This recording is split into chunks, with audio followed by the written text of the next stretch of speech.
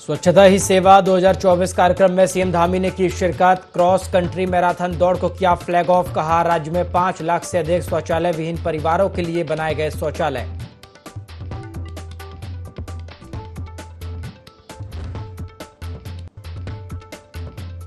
CM Dhami का राज्य की जनता को बड़ा तोहफा। हर महीने 100 यूनिट तक बिजली खर्च करने वाले उपभोक्ताओं को 50% मिलेगी सब्सिडी। उच्च हिमालयी क्षेत्रों के लिए मानक 200 यूनिट तक।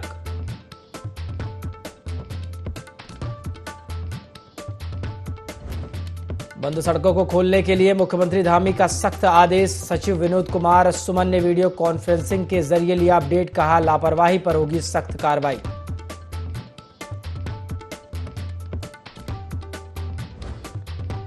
आज से पितृपक्ष की शुरुआत। हरिद्वार के नारायणी शिला मंदिर में श्रद्धालु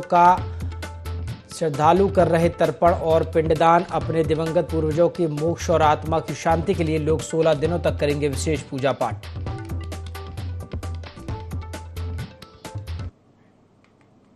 नमस्कार, IND 24 देख रहे हैं आप और मैं हूं आपके साथ प्रभात पांडे। बुलेटिन की शुरुआत खबरों के साथ करेंगे।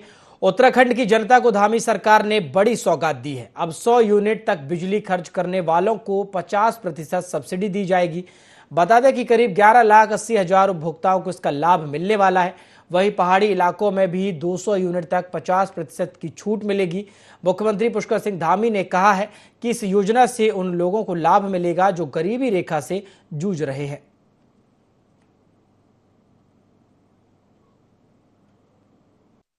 एक तो हमारी मितव्ययता और बिजली की खपत जो ज़्यादा है, अनावश्यक रूप से फिजूल है, वो कम होगी।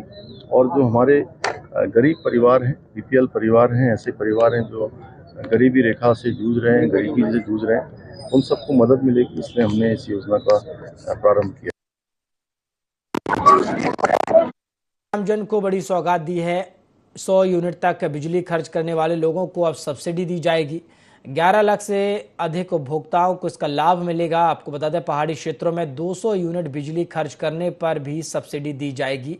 और सीएम धामी ने कहा है इससे जो गरीबी रेखा में जो लोग हैं, जो जूझ रहे हैं, वो कहीं ना कहीं उन्हें मदद मिलेगी।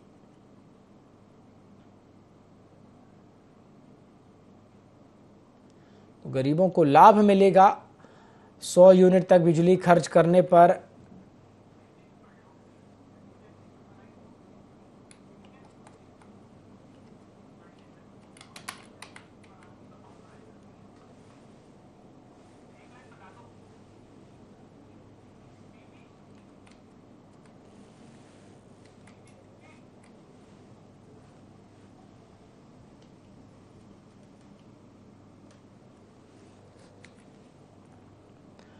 तो 100 यूनिट बिजली खर्च करने पर 50% की छूट मिलेगी, सब्सिडी मिलेगी। सीएम धामी ने कहीं ना कहीं आम लोगों को यह बड़ी सौगात दी है।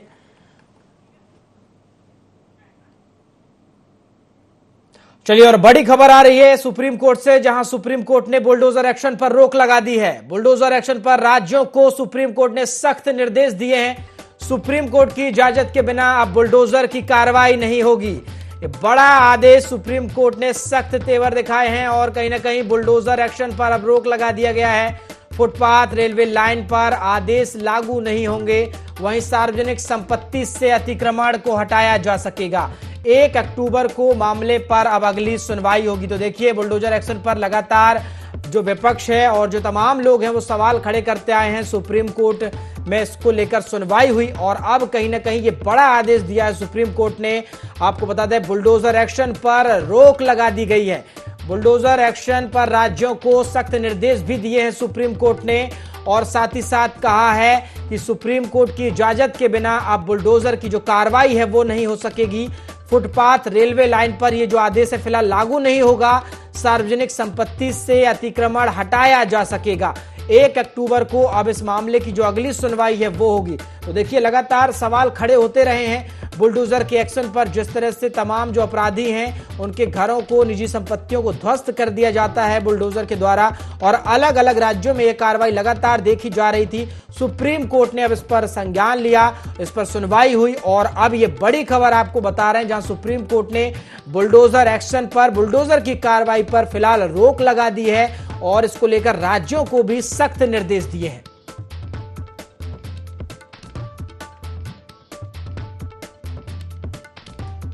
चलिए, ज्यादा जानकारी के साथ हमारे स्टेट हेड अजय डोंडियाल हमारे साथ जुड़ गए हैं।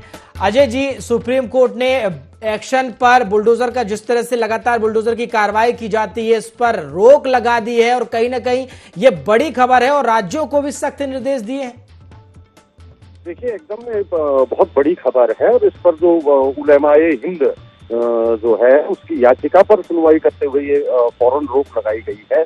मामला हालांकि दूसरे राज्यों को लेकर के नहीं उठा, जो याचिका गई है उत्तर प्रदेश को लेकर के गई है, क्योंकि उत्तर प्रदेश में बुलडोजर को लेकर के, बुलडोजर से जो ध्वस्तीकरण किया जाता है उसको लेकर के ही ये याचिका लगाई गई है। इस याचिका को जमीयत उलामे हिंद जो नाम है संस्था, मुस्लिम संस्था, उसने लगाया और सुप्रीम कोर्ट ने फिलहाल इस डिमोलिशन पर रोक लगा दी है और अगली तारीख 1 अक्टूबर को रखी गई है। अभी ये फाइनल फैसला नहीं है, फिलहाल रोक है और 1 अक्टूबर तक के लिए रोक लगाई गई है। 1 अक्टूबर को फिर जो है इस सार्वजनिक अतिक्रमण पर एक्शन के लिए जो है सुप्रीम कोर्ट उसके बाद इस पर फैसला देगा या अगली तारीख निर्धारित करता है। ये कोर्ट पर निर्धारित करता है, कोर्ट पर डिपेंड करता है, लेकिन फिलहाल इस पर रोक लगा दी गई है। कोर्ट ने ये भी कहा कि देखिए, बुलडोजर जो है वो न्याय का महिमंडन नहीं है, इसको बंद किया जाना चाहिए। इसके ये कानूनी प्रक्रिया के तहत ही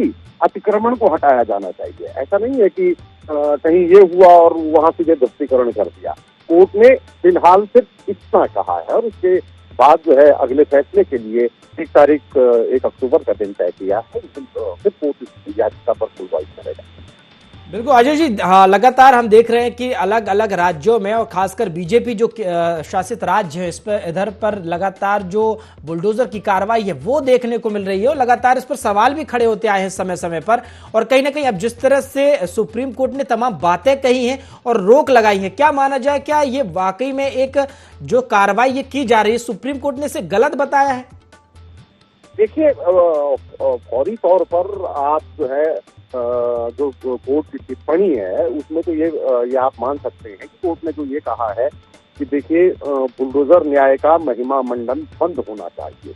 कोर्ट ने अपने कोर्ट में ये कहा है, कोर्ट ने अपने कोर्ट में उसमें ये कहा है कि इसका महिमंडन बंद होना चाहिए, इसके लिए कानूनी प्रक्रिया के तहत आना चाहिए।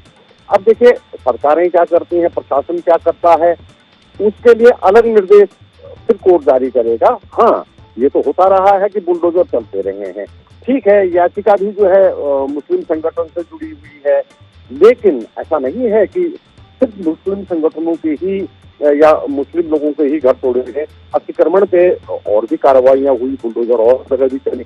लेकिन मुझे लगता है कि जब ये धार्मिक वाला मामला आ जाता है तो उसमें फिर हमारा कहना ठीक नहीं है। हमको कोर्ट पर निगाह रखनी चाहिए। कोर्ट किस ढंग से फैसला देता है, कोर्ट के ही फैसले पर निगाह हमको रखनी पड़ेगी और कोर्ट पर निगाह रखनी पड़ेगी। जैसे अभी तक ये सिर्फ ये कहा गया है कि सार्वजनिक अतिक्रमण पर एक्शन जो है उसको दूसरे तरीके से लीजिए, लेकिन इसको बुलडोजर न्याय मत कहिए। जहां भी बुलडोजर चल रहा है, बुलडोजर से न्याय होगा, ये कोर्ट ने कहा है अपने कोर्ट में।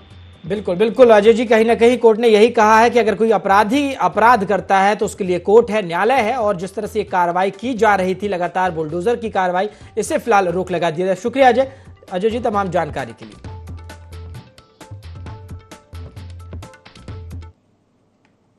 चलिए खबरों में आगे बढ़ेंगे। पीएम मोदी के जन्मदिन को बीजेपी सेवा पखवाड़ा के रूप में मना रही है। इसी क्रम में देहरादून में सीएम धामी ने स्वच्छता ही सेवा 2024 कार्यक्रम का शुभारंभ किया।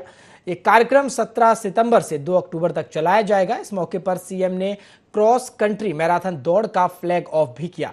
कार्यक्रम को संबोधित करते हुए सीएम ने मौके पर मौजूद सभी लोगों को स्वच्छता के प्रति जागरूक रहने की शपथ दिलाई।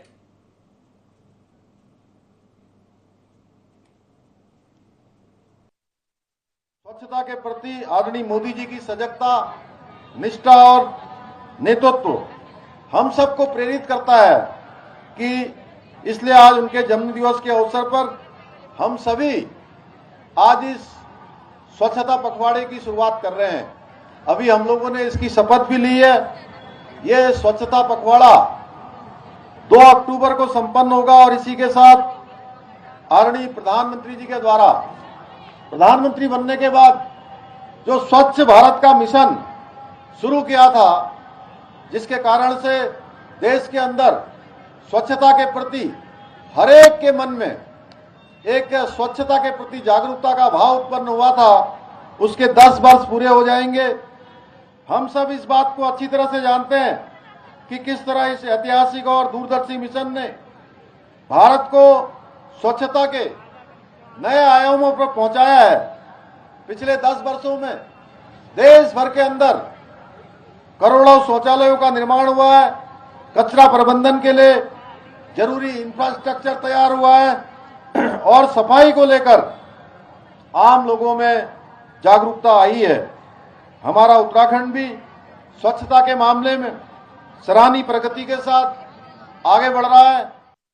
राजधानी देहरादून के परेड ग्राउंड में प्रधानमंत्री नरेंद्र मोदी के जन्मदिन के मौके पर क्रॉस कंट्री दौड़ का आयोजन किया गया, जिसका शुभारंभ मुख्यमंत्री पुष्कर सिंह धामी ने किया। इस मौके पर कई स्कूलों के छात्र छात्राएं भी मौजूद रहे। साथ ही मुख्यमंत्री पुष्कर सिंह धामी ने विश्वकर्मा दिवस के मौके पर पूजा अर्चना भी की। इस मौके पर कृषि मंत्री के साथ में कौशल विकास मंत्री भी मौजूद रहे। मुख्यमंत्री पुष्कर सिंह धामी का कहना है कि आज शुभ दिन है, प्रधानमंत्री नरेंद्र मोदी का जन्मदिन है। उनके दीर्घायु और स्वस्थ होने की प्रदेशवासी कामना कर रहे हैं। उन्होंने कहा कि प्रधानमंत्री नरेंद्र मोदी का उत्तराखंड से खास लगाव है।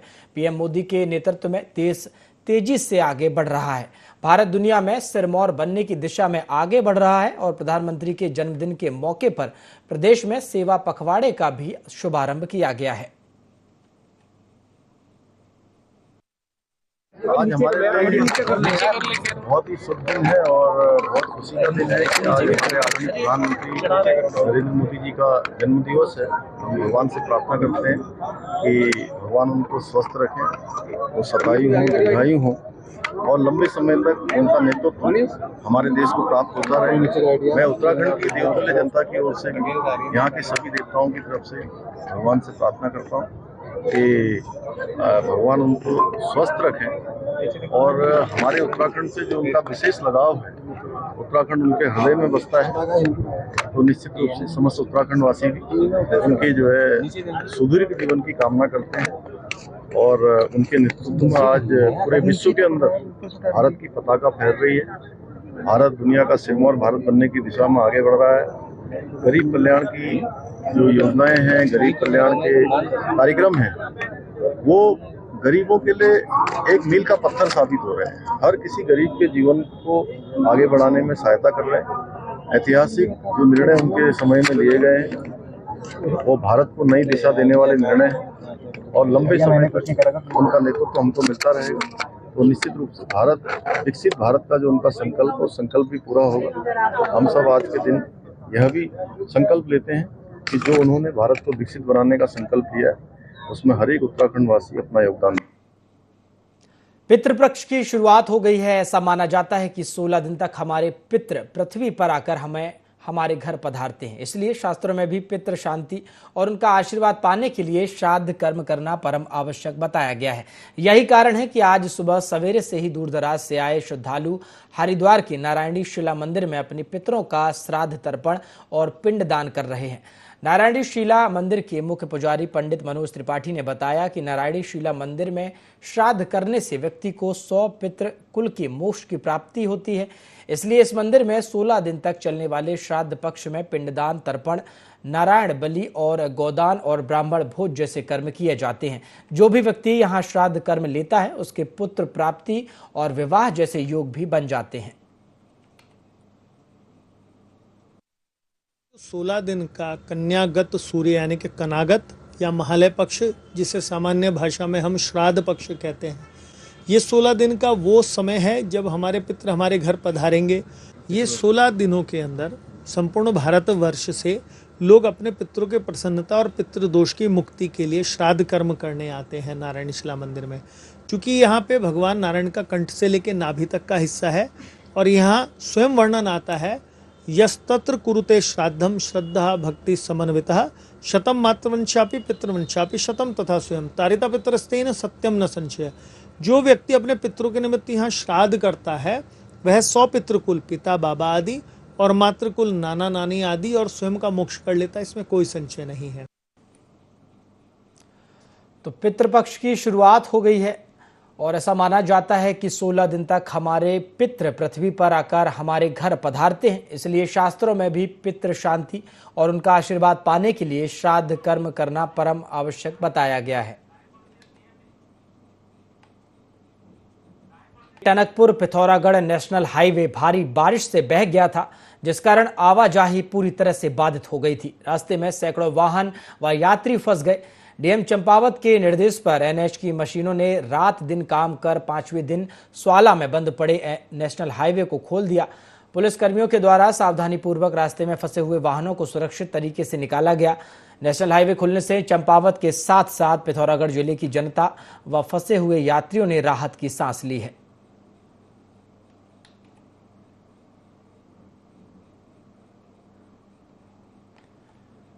तो नेशनल हाईवे बंद होने की वजह से आवाजाही पूरी तरह से बंद हो गई थी, जिसके बाद लगातार मेहनत करने के बाद, मशक्कत के बाद इस नेशनल हाईवे को खोला गया है। भारी बारिश की वजह से ये नेशनल हाईवे बह गया था और फंसे हुए वाहनों को भी अब सुरक्षित निकाल लिया गया है।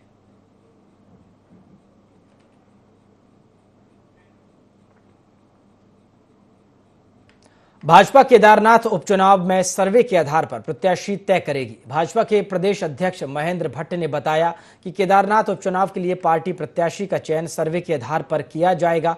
उन्होंने कहा कि इसको लेकर जल्द पर्यवेक्षक और सर्वे की रिपोर्ट मंगाई जाएगी। इसके साथ ही आगामी निकाय और पंचायत चुनावों में भी प्रत्याशियों का चयन सर्वे के आधार पर ही किया जाएगा। इस दौरान उन्होंने भारी बहुमत के साथ जीत का दावा भी किया।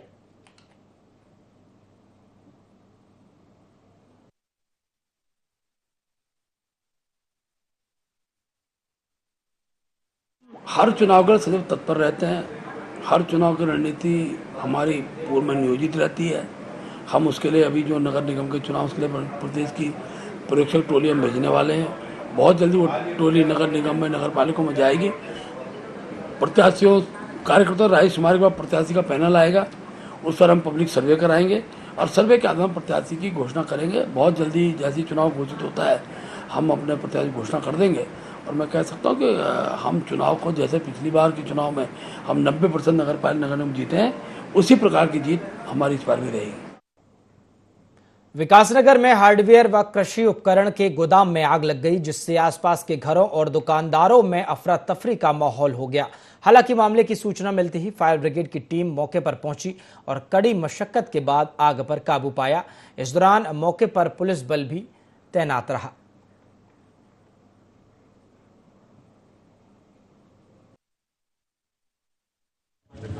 काफ़ी नुकसान हुआ है, सारा ही माल जल गया, सारा गोदाम खराब हो गया। आप देख सकते हैं आपके सामने लगभग 2:30 बजे की बात। बता नहीं पाऊंगा आपको कितना नुकसान आएगा। हार्डवेयर एंड मशीनरी स्टोर है, शॉर्ट सर्किट, 4 गाड़ियाँ आई थी। दमकल कर्मी तो मुझे आइडिया नहीं कितना हुआ। विकासनगर बाजार में बस अड्डा रोड पर बरसल ट्रेडर्स का एक गोदाम है, जिसमें कृषि उपकरण और अन्य उपकरण हैं। वहाँ पर आग लगने की सूचना प्राप्त हुई थी, तो मौके पर पहुँचे थे। वहाँ पर तंग गली होने के कारण फायर ब्रिगेड को वहाँ पर आसानी से निकलवाया गया, यातायात व्यवस्था सामान्य कर। 2 गाड़ी डाकपत्थर फायर स्टेशन से, 2 गाड़ी सालाकुई से आई थी। वर्तमान में आग पर काबू पा लिया गया है, स्थिति सामान्य है। आग लगने के कारणों की जांच की जा रही है। उत्तराखंड के मैदानी जिले में बढ़ती आपराधिक घटनाओं के बाद पुलिस प्रशासन एक्टिव हो गया है। इसी को देखते हुए पुलिस मुख्यालय में डीजीपी अभिनव कुमार ने होटल और धर्मशालाओं के व्यवसायियों को खास दिशा निर्देश दिए।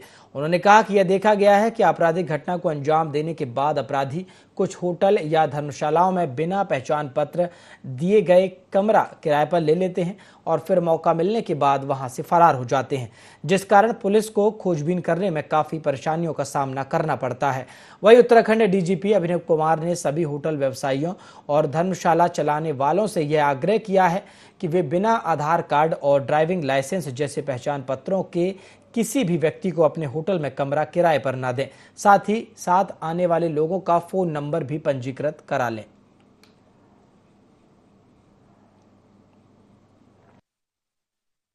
इंस्ट्रक्शन जारी कर दिए हैं कि सभी होटल धर्मशाला वाले रजिस्ट्रेशन करें, जो भी उनके यहाँ आके रुकता है उसका आधार कार्ड या डीएल नोट किया जाए, उसका मोबाइल नंबर सही से नोट किया जाए। लेकिन इस घटना में जैसे हमने पाया कि वहां पे कुछ ऐसे प्रतिष्ठान थे जिन्होंने ये कार्रवाई नहीं की। अब जब ये भी एक सोचने की बात है, जो वहां पे जो होटल धर्मशालाएं हैं उनको भी इस बारे में, और हम आग्रह उनसे यही करेंगे, उनके साथ भी मीटिंग करके, कि जो हम ये प्रिकॉशंस लेते हैं ये आपको तंग करने के लिए नहीं, आपकी सुरक्षा के लिए लेते हैं, तो इसमें भी पुलिस का ठीक से सहयोग करें ताकि आगे हमें ऐसी घटनाओं को रोकने में आसानी हो। मुख्यमंत्री पुष्कर सिंह धामी ने बारिश और भूस्खलन की वजह से बंद सड़कों को 2 दिन के भीतर खोलने के निर्देश दिए हैं। साथ ही लापरवाही करने पर सख्त कार्रवाई की चेतावनी भी दी। वहीं मुख्यमंत्री के निर्देश पर आपदा प्रबंधन सचिव विनोद कुमार सुमन ने वीडियो कॉन्फ्रेंसिंग के जरिए सभी जिलों के प्रशासनिक अधिकारियों और अभियंताओं के साथ बंद सड़कों की समीक्षा की। उन्होंने दावा किया कि 2 दिन के भीतर 95% सड़कों को यातायात के लिए सुचारू कर दिया जाएगा। आपदा प्रबंधन विभाग की रिपोर्ट के अनुसार सोमवार शाम तक राज्य की 250 से ज्यादा सड़कें बंद थीं। बता दें कि आईटी पार्क स्थित यूएसडीएमए के राज्य कंट्रोल रूम से विनोद कुमार सुमन ने वीडियो कॉन्फ्रेंसिंग के जरिए बंद सड़कों का अपडेट लिया।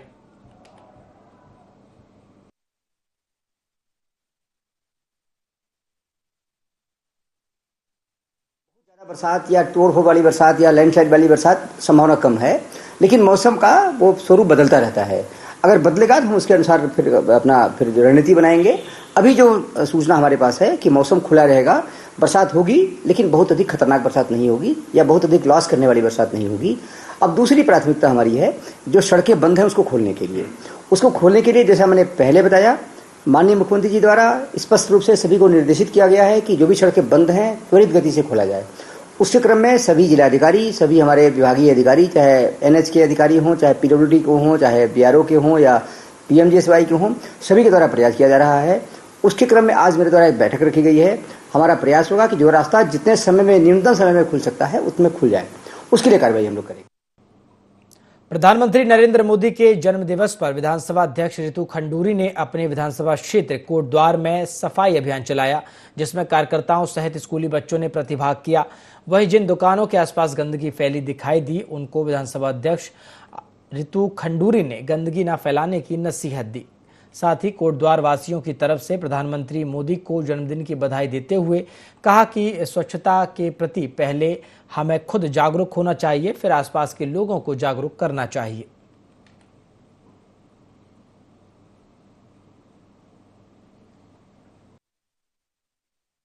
हमारा प्रयास ये रहता है कि हम खुद जागरूक हों, हमारे साथ जितने बच्चे चल रहे हैं, आंगनबाड़ी के लोग चल रहे हैं, पर्यावरण मित्र चल रहे हैं, वो जागरूक हो, साथ ही साथ जनता भी जागरूक हो। और हम धीरे धीरे प्रयास कर रहे हैं कि कोटद्वार को हम स्वच्छ और साफ कर सकें। आदरणीय प्रधानमंत्री जी ने जो हमें सोच दी है, जो संस्कार दिए हैं, उस पर हम चलने का पूरा ईमानदारी से प्रयास कर रहे हैं।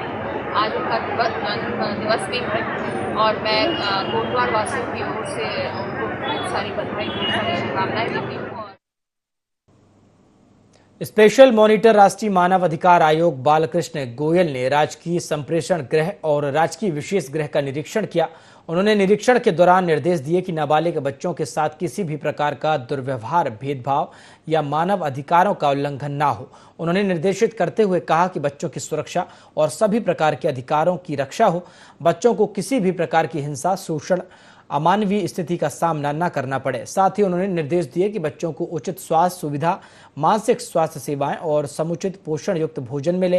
निरीक्षण के दौरान बच्चों का स्वास्थ्य परीक्षण एवं रिपोर्ट्स, फर्स्ट एड, भोजन की गुणवत्ता, शिक्षा, बच्चों की दिनचर्या आदि के बारे में विस्तार से जानकारी भी ली गई।